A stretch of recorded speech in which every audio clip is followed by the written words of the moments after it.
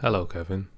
Zerg macro is actually ridiculous. In this game I kill 64 of his workers with glaive adepts and he still manages to win the game.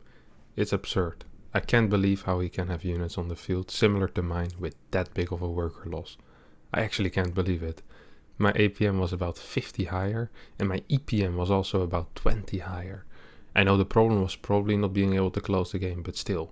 We lost similar units in terms of the unit loss tab, but he lost 64 workers and he still had stronger economy and powerful army. Something is not right here. Thanks, Josh. Diamond 3 Protoss. Welcome to a new episode of Is it Imba or Do I Suck? Today we're going to be having a look at a replay from our boy Josh, as you can hear. So let's hop straight into it. It's going to be played on Simulacrum, and Josh says he killed a lot of workers. And yet he was not capable of winning the game, which is obviously an issue. Usually if you do a lot of economical damage, whether that be at the start or later in the game, you're going to be able to push that advantage. But Josh said, you know what, Kevin? I killed a lot of workers, I did a little eco damage, but I couldn't kill my opponent. I even had higher APM and higher EPM. Now, you know if someone has higher APM, that truly means business. Because being able to spam buttons very fast has always been a very good indicator of skill. So now I'm truly worried that Zerg might actually be imbalanced, and I'm very curious to investigate these claims made by George. So his main issue is with the economy, that it's too strong, that even if you kill 60 workers, the Zerg can just rebuild his workers. Alright, first interaction I guess goes in favor of the Zerg player, as Josh loses his first probe. Josh, why would you do that? Place 2 gate, cybercore, no gas, second pylon on the low ground, and then a gas. Now I've seen a lot of builds that aren't builds, but out of all the builds that I've seen that aren't builds, this is the build that is the least to build out of all of the builds that aren't builds. This makes absolutely zero sense. A couple of reasons.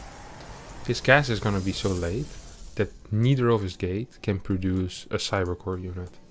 He might be able to build a single adept, but no, he'll need to wait. Warp gate's going to be delayed. Nexus, I'm not even sure why this is so late. Like, there's a build order which actually plays 2 gate, but this ain't it. This is not the build order that is actually a 2 gate. Like, there are double adept openers like this, but they're absolutely not like this. You would still wall on the low ground as well. An issue you're gonna see now for Josh as we go into this game is that in order to secure the low ground, he's gonna need 3 more structures here, which either means he's gonna need to put his stack into his natural, which shows his opponent exactly what he's doing, or he'll need to just wall kind of artificially with gateways. Because let's just imagine the regular timing of Zergling speed being around 340, 350. Before 350, Josh needs to wall with 3 big buildings over here in order for links to not be able to get in. That's simply going to be impossible, and that's why you can't just build all your buildings on the high ground. It's not good. So he opens up with 2 gate, and he's hitting with his 2 adepts at the same time as I would hit with a 1 gate expand. Tries to walk into his opponent's mineral line for a bit, and he gets a drone, shades into the main. Probably will get 1 or 2 more drones. So far he's gotten 5 drones, 6 drones. I mean, this is a good start, alright? I'll admit, this start is good. The problem is his build is so bad that even if his start is good, it still kind of sucks, you know? Like, at this point, I'd say that Josh is ahead, though. Like, his opponent's only on 2 base. There's a fast layer on the way, but I don't mind. So yeah, like I said, he's gonna need to put his stack in the wall, so there's gonna be a free scout here for the Zerg player. Josh follows up with 2 stalkers, a Twilight Council, and a robotics facility. So 2 gate into 3 gate, Twilight, Robo. I'm not quite aware of this build, obviously. He still doesn't have a wall, which, let's be real, speed has finished at this point. 10 links would be able to basically win the game, or well, 20 links. If there was an actual link flood here, the game would be pretty much over. Now we have Spire on the way for the Zerg player. Josh is not aware of that, but he saw the layer, so he should know, hey, layer on the way. I can expect either a Nidus or maybe Hydralis or Mutalis. Like, these are the options that there currently are. Still hasn't completely walled off at the 5-minute mark. Prism on the way. What the hell? He just starts moving across the map. Nothing to save him, no upgrades, no timing either, because Glaives, God knows Glaives is still about 40 seconds away from being done, so he's just gonna be on the map without really having any reason for it. We see the Zerg players trying to get Mutas out. I think he'll be able to get a couple of Mutas out before Glaives finishes, so the issue here for Josh just is that his build doesn't make any sense. He isn't really producing workers. There's no third base yet. There's no. Okay, he's playing some weird version of the 4-gate glaive build. For reference, the 4-gate glaive build hits at 428 or 427 with a pylon scout, while having more workers than our boy Josh has at this point, and Josh is hitting a minute and a half later, so not the greatest execution so far. So here come the glaives. Now there is a spine. Mutas will get shown for the first time now. Let's see what the response is against the Mutalis. Well, the response so far is building a forge at home and just continuing using the glaive adept. He hasn't built that many workers with these glaive adepts. Like he's killing. I mean, he's killing a fair amount. The problem is that at this point, the Mutas are the biggest threat. So if you kill 10 workers, that's nice, but you really gotta be careful of Mutalis. Like, you need to be able to defend your mineral lines, you need to be able to not die the moment your opponent flies across the map, right? I mean, there's 6 Mutalis now, they should be able to be dealt with a couple of Stalkers. So, in my opinion, what you do here is you immediately start Blink, and 1 cannon per mineral line. And you just keep warping in Stalkers. From the moment on you solve this Mutalis. Josh's response is to make a maze of cannons. Well, I'm not even sure quite what this is. He gets 5 cannons, literally protecting every single structure he has, or trying to protect every single structure he has, and he starts double Stargate. So he just invested, what is it, 5 cannons, a crap ton of money, and then went double Stargate. Instead of just, he could have also just gotten 1 cannon per mineral line, then a couple of Stalkers, and then get like double Stargate afterwards if you really want to. I don't think double Stargate is the answer here. So even though Josh did a lot of damage at this point, he also lost a fair amount in the unit's loss tab, and because his eco was a little worse before, you see that he's down 25 supply, he has no real upgrades. There's 16 Mutas against 3 Stalkers right now, so there's no real anti-air. There's a third base ready already for the Zerg player. So Josh needs to really start thinking about a third base. He also needs to start thinking about how he's going to be dealing with those Mutalis, because Phoenixes are good, but having such a low Phoenix count against such a high Muta count usually is an issue. Another issue that... Oh, really pretty nice. I like this run back. The pulling the Mutas back is good. In this case, what he should have done is he cancelled 2 adepts. So he basically is attacking 2 bases at the same time. And he also would have been able to get these 8-9 workers. Because the Zerg responses so far have been a little bit underwhelming, to say the least.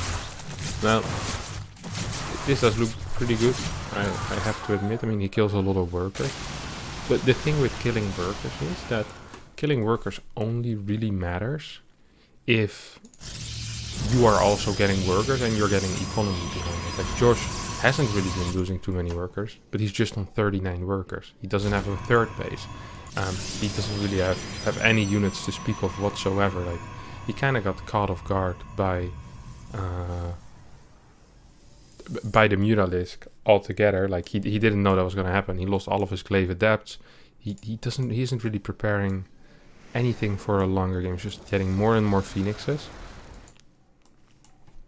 And I mean, at this point, his opponent is equal again in worker count, and in a couple of seconds, his opponent is going to start out-mining him. The way you want to micro Phoenixes against Mutalisk is that you fly away from them while abusing your range. So you're faster than Mutalisk, you have slightly more range, so you try to poke in, poke out, poke in, poke out, poke in, poke out. Something that helps a lot, actually, when you have your Phoenixes, is getting a couple of batteries, because you're always going to make mistakes in the micro. And cannons don't help as much with that, because cannons, they just protect the general area. The nice thing about batteries is that you can always go back to it to get healed, and they have longer range of healing, basically. So if there's a battery here, you can fly here safely. Well, if there's a cannon here, flying here with your Phoenixes is still kind of risky. So I much would have preferred to see some batteries being added as well. Now we have Infestation Pit, 55 workers. So even though at this point already 50 workers have been killed, it doesn't look quite as good for Josh, simply because this is the first time in 6 minutes that he's increasing his worker count. He doesn't really have any army whatsoever to speak of. His upgrades are equal with the Zerg, but rather suck, honestly. I do like to harass, the continued effort to keep harassing. That's good, but he's gonna need quite a lot of harass to be able to get into this game, because he's down 12, 13 workers. He's gonna be down 2 bases at some point, and the upgrades in tech for the Zerg player is a lot better here. So here come the Phoenixes. This time he actually does use decent micro. You see a couple of Hydras coming out now, and Josh doesn't really have anything ready for these Hydras either. He's not really aware of tech switches in general.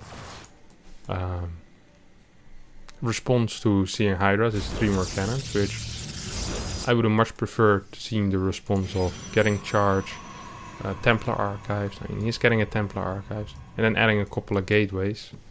Like, this cannon makes no sense whatsoever. Like, this base is gonna be pretty safe, right? If you have 3 cannons, if your opponent has enough to kill 3 cannons, majority of the time they're gonna have enough to kill 6 cannons as well. Like, the most important things are going to be to increase your gateway count, increase worker count, which is something that once again he isn't doing, and to really work on that tech. So getting high Templars, getting those immortals, making sure that the probes you mine to your base are actually going to be mining, you know, that kind of stuff. Get +2 perhaps for ground weapons.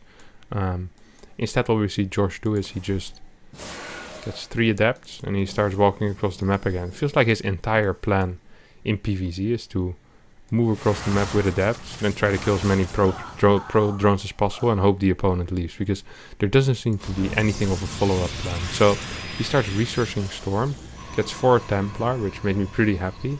Then he morphs them straight into Archons. Obviously, when you're getting Storm, what you want to do is you want to, even if you're afraid of your opponent attacking you, you want to keep your Templar not morphed into Archons for as long as possible, basically. And then when you get attacked and you don't have Storm yet, you can always still morph them into Archons. But what he did now is not that great. So we see a couple of Templar, actually good eco for the first time, or at least better eco than his opponent. Still not in gas, but it should be kind of fine. Charge starting, +2 is starting, Immortals are starting. So at this point he's actually in a pretty decent position. He needs to be aware of that there is a hive and that there's a greater spiral on the way. I would love to see a run by with some zealots or something like that. Now there's a couple of storms ready. Not quite enough to fight straight into this, but defensively Josh is definitely going to be fine. At this point he can probably start thinking about a 4th base as well, can't he? So he has plenty of money in the bank. He has a pretty good defensive position here. So this could be a decent 4th base, where he can take this as a 4th base. Jesus. This is one of the slower games I've seen, honestly. It's really wild, Diamond 3. We have a complete, I think this is F2 movement now.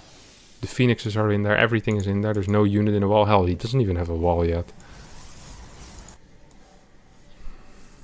A couple of cannons just spread around, and here comes Josh. Here comes Josh with the timing attack. 14 minutes, 112 supply. No, too scary. Goes back home. He does have a lot of Templar. Actually does have a lot of Templar.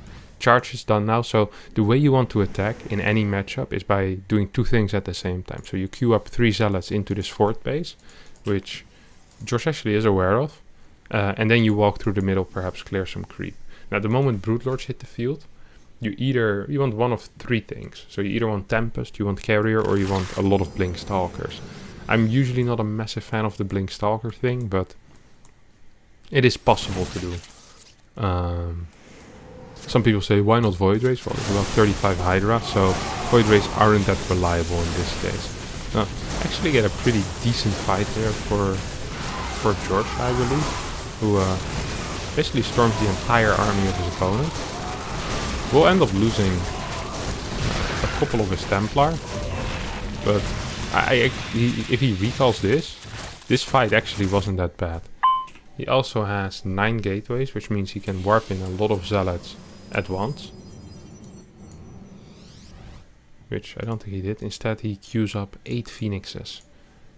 So instead of using any of his 9 gateways, he prefers using the queue function in the Stargate to get Phoenixes against someone who still has a bunch of Corruptors and has shown a tendency to build Hydras. Phoenixes are probably the worst Broodlord counter there is, because they kill Broodlords extremely slow and they die against everything. Like 2 Corruptors and a Hydra will be able to beat like 5 Phoenixes basically. Or at least they will be able to win so much time that the Broodlords kill the entire ground army. I'm not a big fan of the Phoenix counter here, to put it mildly. The worst part is that it's actually working. There's nothing worse than bad decisions, except when those bad decisions work out. Trying to validate the wrong opinion of people. It absolutely triggers the crap out of me when this happens. Like, Phoenix is definitely not the answer to this composition. Well, to this composition, Phoenix might be an answer, but just any anti-air would completely destroy it. Once again, Josh really using that F2 button like his life depends on it. As you see, there's no anti-air. If he just uses the Phoenixes separately from the rest of his army, he would be able to at least kill all of these Broodlords for free. It is actually making me angry that he is now killing Broodlords with Phoenixes. This is not supposed to be a thing. And the only reason this is a thing is because the Zerg didn't have any anti-air whatsoever to speak of, which also makes me angry. So if this Zerg would also want to send in this replay from his side, then I'm down to do that as well, because you are making me a sad person, making it harder to criticize Josh over here. I can't believe that Josh actually is ahead in supply at this point. He has 4 bases, he has cannons, he's getting +3, an incorrect counter, 2 Broodlords, but it actually does seem to be working. Our Zerg player actually is kind of struggling at this point. 17 minutes in game, army composition for Josh, 128 supply. He has 2 Archons, a couple of Storms, and 7 Phoenixes. I'm a big fan of this. So this is what I was talking about. Once the Corruptor count gets too big, the Phoenixes just don't have anything to say anymore. So now, if anything turns into Broodlords, imagine he builds 8 Broodlords, and then still has 5 Corruptors remaining. That would be absolutely fantastic. Because then, what is Josh gonna do here? He has no anti-air except for 3 Phoenixes and a couple of Archons, but Archons can never move forward against Broodlords. Instead, what we're gonna be seeing is a 5 Ling run by and a single Broodlord. I have absolutely no clue what's happening in this game. We haven't seen a single multitask attack yet by, I think, anyone really. That's one hell of a storm as well. Kills 3 Lings and takes away 80 HP on one of his Archons. So now the Corruptors kill everything that's in the air, and the single Broodlord pushes away this army. 1 second. 1 second, Josh. I want to have another look at that storm. Okay, slow motion. Slow motion.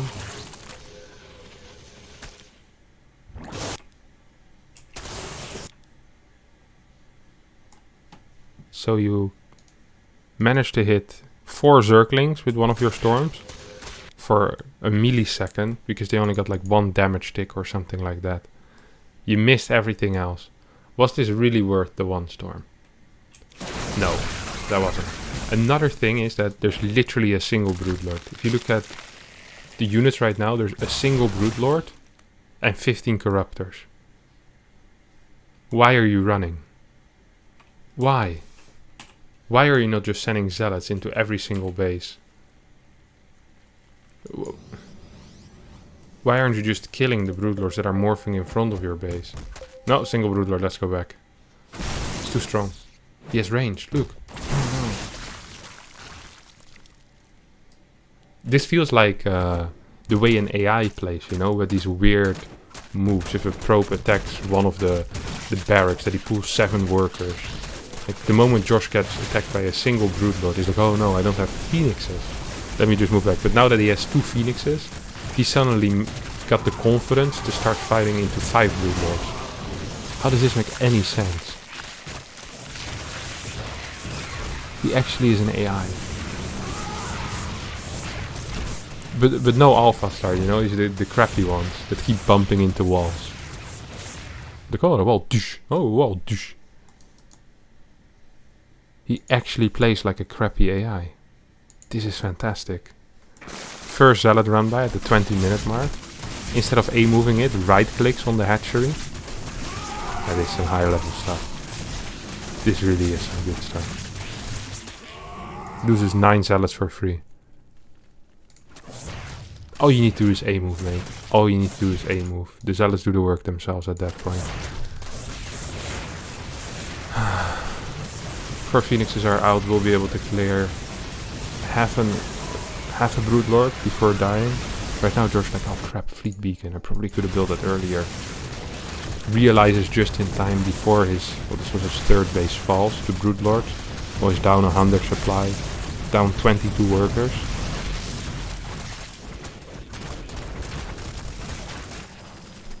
Yeah, let me just expand to the bottom side, perhaps I still have a chance. Right now I'm sure there's 10 Broodlords and 12 Corruptors, but I still have 1 Phoenix. I think he has a very big trust in Phoenixes for some reason. Whenever he has a Phoenix, his army movement gets way bolder, and also he just seems to, you know, still believe in his chance. Oh, here come another couple of Zealots right-clicking on a hatchery somewhere across the map. Instead of just killing drones that are walking around for free. At this point, Josh is just wasting everyone's time, honestly, by staying in. GG, well played, that's fault. Nah, that's great, Josh. I'm glad you decided it was time to go.